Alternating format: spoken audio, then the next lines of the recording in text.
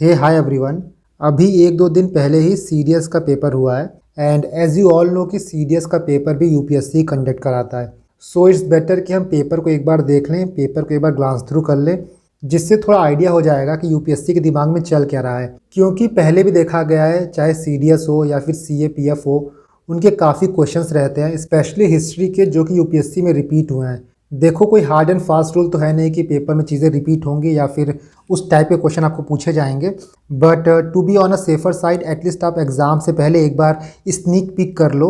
जो यूपीएससी का पेपर हुआ है, जो यूपीएससी पेपर कराई है, उसको आप एक बार देख लोगे, क्या पैटर्न में चेंजेस देखने को मिल रहे हैं। तो मान लो आप सीएससी के पेपर में कोई चेंजेस आए, तब वहाँ पे सरप्राइज एलिमेंट ना हो, क्योंकि यहाँ पे आप क्वेश्चन देखोगे तो मैपिंग में कुछ क्वेश्चंस ऐसे प्रिपेयर किए गए हैं, इवन जो फ्रेम किए हुए हैं वो थोड़े अलग हैं, थोड़े डिफरेंट हैं। So I will try to make this video very simple and concise, ताकि आपका टाइम बचे। एंड इसीलिए मैंने जो इंपॉर्टेंट क्वेश्चंस हैं जिसको आप यूपीएससी से रिलेट कर सकते हो और जिनका प्रोबेबल चांस है कि हो सकता है उस टाइप के क्वेश्चन आपसे पूछे जाएँ।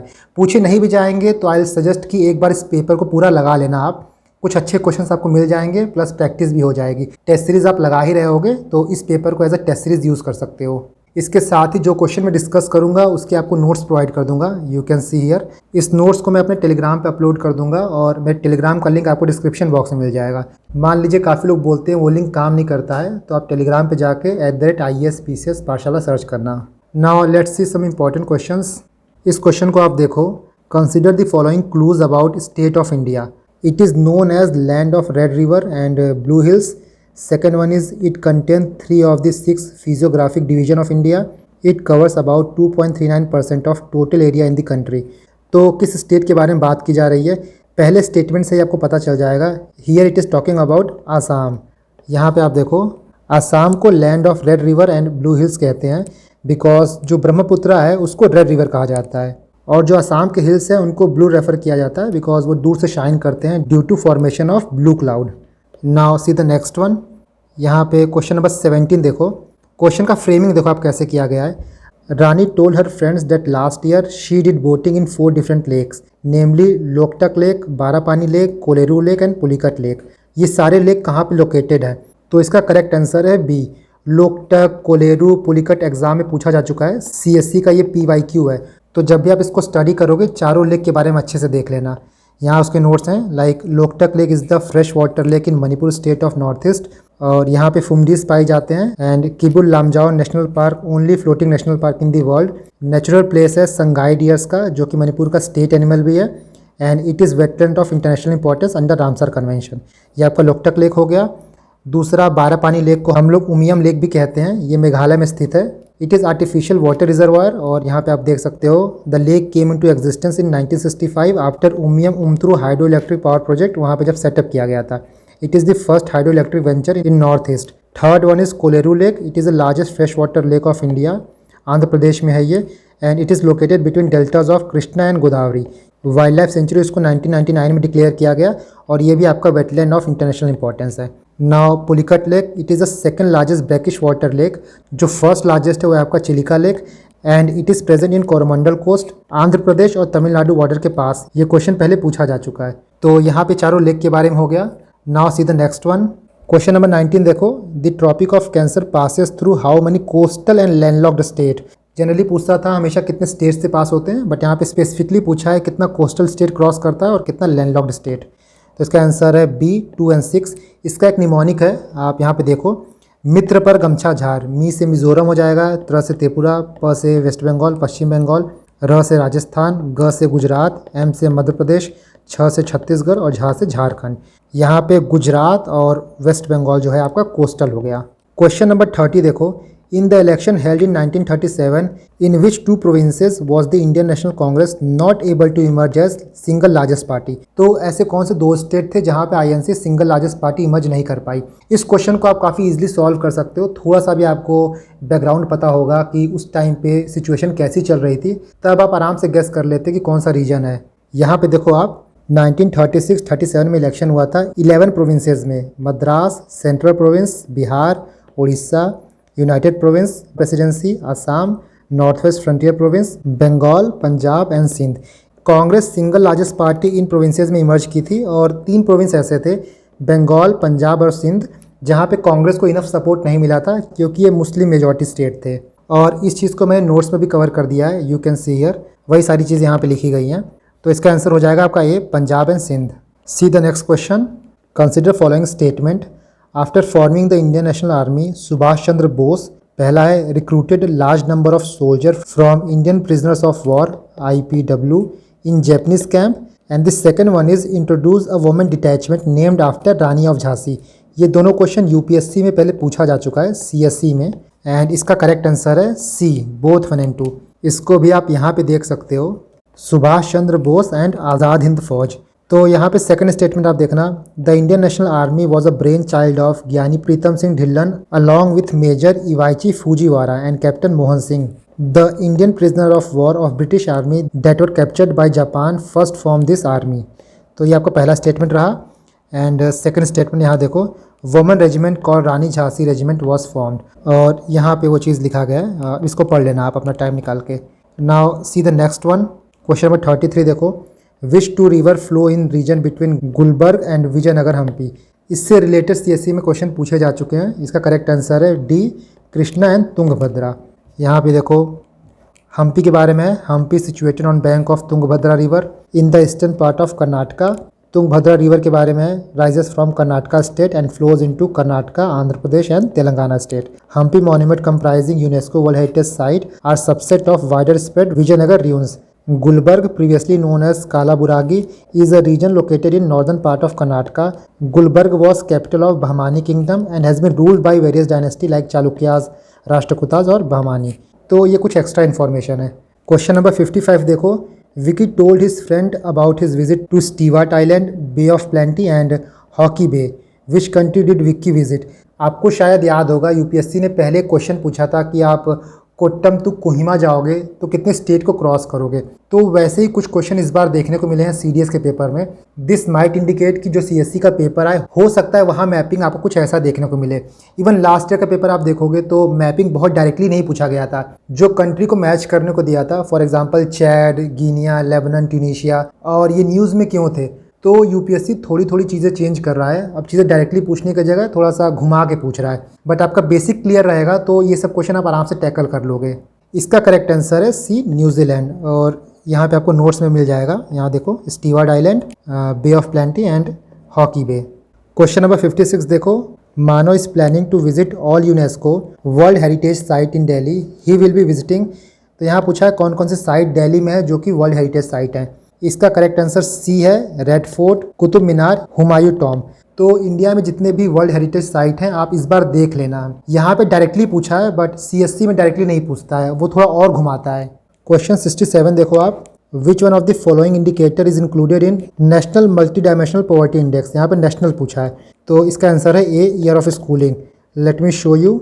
यहाँ पे आप देख सकते हो, ये आपका डायमेंशन हो गया health, education, standard of living, और ये इंडिकेटर्स हो गया nutrition, child mortality, antenatal care, year of schooling, school attendance, cooking fuel, sanitation, drinking water, electricity, housing, assets and bank account. देखो, इसको तैयार करने का एक तरीका ये है ना, ये चीज़ आप सोचो कि क्या नहीं आ सकता है और वो चीज़ याद रखने की कोशिश करो। फॉर एग्जांपल मान लीजिए ऑप्शंस में आपको एसेट देखने को मिले, तब आपको लगेगा कि यार एसेट तो मतलब अमीरों की चीज़ है और गरीब लोग कहाँ एसेट क्रिएट कर रहे हैं। तब हो सकता है कि मल्टी डायमेंशनल पॉवर्टी इंडेक्स में एसेट ना हो, बट एसेट यहाँ पे इंक्लूडेड है। तो इस तरह से चीज़ों को प्रिपेयर करो। और UPSC पहले पूछा है ये question, ease of doing business के एलिमेंट्स पूछा था, और मल्टी डायमेंशनल पॉवर्टी इंडेक्स के पहले पूछा जा चुका है। तो जो इंपॉर्टेंट इंडेक्स है, इंपॉर्टेंट रिपोर्ट्स है ना, उनके थोड़े इंडिकेटर्स और डायमेंशंस और एलिमेंट्स भी आप देख लो, क्योंकि हो सकता है कि ऐसे क्वेश्चन आपको आगे भी देखने को मिले। हर चीज़ आपको नहीं पढ़ना है, जो बहुत इंपॉर्टेंट है, जैसे ईज ऑफ डूइंग बिजनेस का पूछा था, वो बहुत इंपॉर्टेंट है, आपको कहीं ना कहीं सुनने को मिलता ही, इसीलिए UPSC ने पूछा था। तो छुटपुट आपको नहीं पढ़ना है, जो बहुत फेमस है और जिस पे गवर्नमेंट का फोकस है वो आपको पढ़ना है। क्वेश्चन नंबर 70 देखो, हिस्ट्री का है। Who among the following political leaders suggested dissolution of Indian National Congress as a political organization and its replacement by लोक सेवक संघ। इसका करेक्ट आंसर सी है, MK गांधी, और काफ़ी फेमस है ये। गांधी जी चाहते थे कि INC डिसॉल्व हो जाए और इसके बाद एक लोक सेवक संघ बने, जो कि ग्रास रूट लेवल पे सोशल और इकोनॉमिक डेवलपमेंट की बात करे रूरल एरियाज में। Question 74, who among the following is given discretionary power under 5th schedule of Constitution of India to set up tribe advisory council in state which has scheduled tribe but not scheduled areas. इसका correct answer B है और ये काफ़ी important है। 5th schedule और 6th schedule UPSC में कई बार पूछा है, लास्ट ईयर ही पूछा गया था, तो इसके आसपास की जितनी चीज़ें हैं ना वो चीज़ आप पढ़ लेना। देखो इसीलिए मैं ना इस पेपर को लगाने के लिए बोल रहा हूँ, एटलीस्ट यहाँ से आप टॉपिक रिवाइज कर पाओगे। एक बार मैं सारे क्वेश्चन डिस्कस कर लूँगा, फिर मैं आपको बताऊँगा कि कौन कौन से इंपॉर्टेंट थीम्स हैं जो आपको ध्यान रखने चाहिए। और मैंने यहाँ पे थीम लिखा है जो कि इस पेपर से मैंने डिराइव किया है। Question number 77, who among the following were referred as Theris in ancient India. इसका करेक्ट आंसर है B, elder nuns in Buddhism. ऐसे कीवर्ड्स ना यूपीएससी के लिए काफ़ी इंपॉर्टेंट हो जाते हैं। यहाँ पे आप देखो, theories were essentially the early female follower of Buddha who have been identified to have converted to Buddhism. Question number 81. In which of the following revolt did Koya and Konda tribal chief rise against local overlord from Mansabdar family? इसका correct answer A है, रंपा rebellion 1879 to 1880। और जितने भी rebellion है, tribal revolt हैं, वो भी आप देख लेना। यहाँ पे आप एक्सप्लेनेशन पढ़ लेना कि रंपा रिबेलियन जो है वो अलूरी सीताराम राजू की लीडरशिप में हुआ था and basically it is a tribal movement which was fought against British as a protest to 1882 Madras forest act. ये एक्ट क्या होता है क्या नहीं होता है यहाँ पे लिखा गया है और इसको आप पढ़ लेना, क्योंकि यूपीएससी थोड़ा सा पहले भी अंदर जाके पूछा है।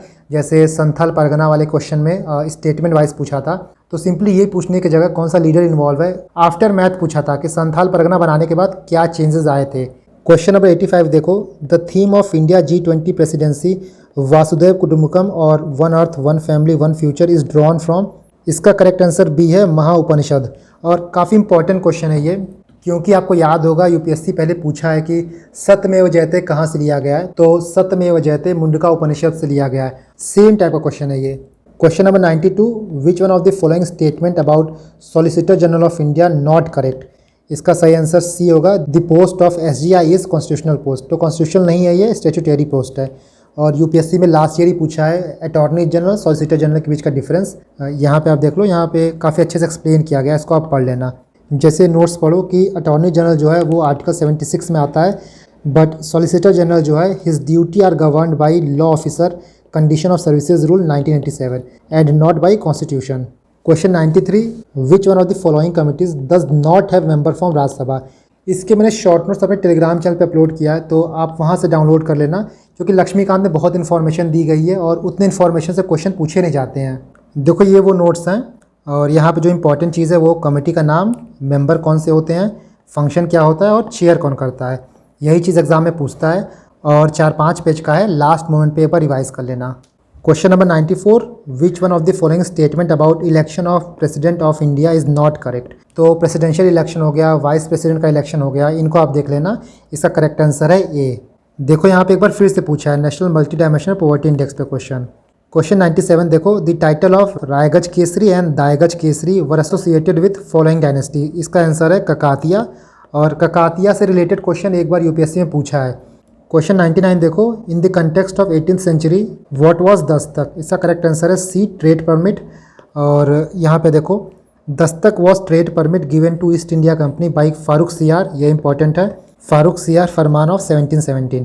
Under the term of this farman East India company was entitled to trade in Bengal without paying the normal custom duty. तो कस्टम ड्यूटी उनको पे नहीं करना होता, इसीलिए उनको दस्तक दिया गया था। किसने दिया था, तो फारूक सियार ने दिया था। क्वेश्चन 100 देखो, which one of the following was primarily associated with dadani system. इसका करेक्ट आंसर देखो सी है, पेमेंट टू ऑफिशियल्स, और इसको मैंने यहाँ पे कवर किया है दादनी सिस्टम के बारे में। इसके अलावा जो भी सिस्टम और भी हैं, जैसे कमियाती सिस्टम, 3 कठिया प्रथा, हाली सिस्टम और गिरमितिया सिस्टम, इसको भी आप एक बार देख लेना। क्वेश्चन 101 देखो, consider the following statement about Kanaganahalli archaeological site.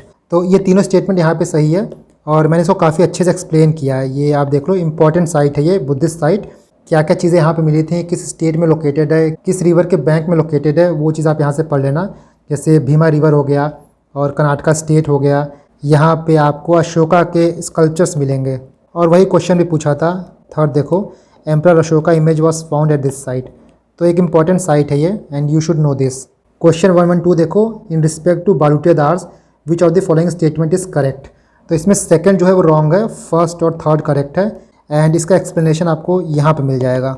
चलो हमने इंपॉर्टेंट क्वेश्चंस तो देख लिए। नाउ कौन कौन से थीम्स हैं या फिर ट्रेंड आपको फोकस करने हैं और आप डिराइव कर सकते हो इस पेपर से, लेट अस सी। सबसे पहली चीज़ आपको ये पकड़नी है कि हो सकता है जो आपका पेपर आए 28 मई को, उसमें आपको मैपिंग थोड़ी ट्रिकी मिले। सेकेंड, ट्राइबल रिवॉल्ट इंपॉर्टेंट है, इसको आप फोकस करना। थर्ड है वेटलैंड ऑफ इंटरनेशनल इंपॉर्टेंस, जो रामसर साइट्स है उनको अच्छे से पढ़ लीजिएगा। फोर्थ, चीता इंट्रोड्यूस हुआ है।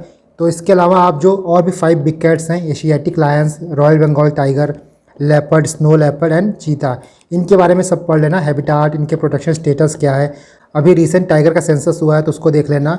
Fifth one is G20 summit India में हो रहा है, तो G20 के बारे में हर चीज़ आप देख लेना। Sixth one is INCN provincial election. Seventh one is few of big topics, जैसे RIN mutiny, INA formation, slogans हो गए, किसने कौन सा स्लोगन दिया है, कौन से पर्सन इन्वॉल्व हैं, बुक्स हो गए, ऑथर्स हो गए, इनको आप देख लेना। एट्थ, एंशिएंट और मिडिवल के कीवर्ड्स इंपॉर्टेंट है, इनको आप पढ़ लीजिएगा। Ninth one is presidential election, क्या प्रोसेस होता है। इसके साथ साथ वाइस प्रेसिडेंट का election, model code of conduct कब लागू किया जाता है, क्या रूल्स है, क्या प्रोसीजर है, and RP act 1950 1951। Last one है मिडिवल इंडिया के जो रीजनल किंगडम उनको आप देख लेना, और बेसिकली पोस्ट गुप्ता अंपायर है ना, वो देख लेना। जनरली हम लोग गुप्ता तक अच्छे से पढ़ते हैं, बट उसके बाद स्टडी थोड़ी लूज़ हो जाती है, और UPSC आजकल उन्हीं टॉपिक्स को पूछ रहा है जो थोड़े ऑफ बीट हैं, जो इतने रेगुलरली बच्चे नहीं पढ़ते हैं। तो ये सारे इंपॉर्टेंट ट्रेंड हैं जो आप CDS के पेपर से डिराइव कर सकते हो, और CSC का रिवीजन करते वक्त इन टॉपिक्स को एक बार आप थोड़ा नज़र मार लेना। बाकी इस PDF को मैं टेलीग्राम चैनल पर डाल दूंगा, और इस पेपर को एक बार आप लगा लेना, एज अ टेस्ट सीरीज ही लगाना, बट लगा लेना, क्योंकि कुछ क्वेश्चन इसमें साइंस के हैं ना, तो साइंस के जनरली UPSC एप्लीकेशन बेस्ड पूछता है, लेकिन कुछ सालों से वो थोड़ा जनरल साइंस पूछने लगा है, तो इसमें जो साइंस के क्वेश्चन है हो सकता है वहाँ पे भी आपके कुछ हेल्प हो जाए या फिर रिवीजन ही हो जाए, तो इग्नोर मत करना, इसको लगा लेना एक बार आप।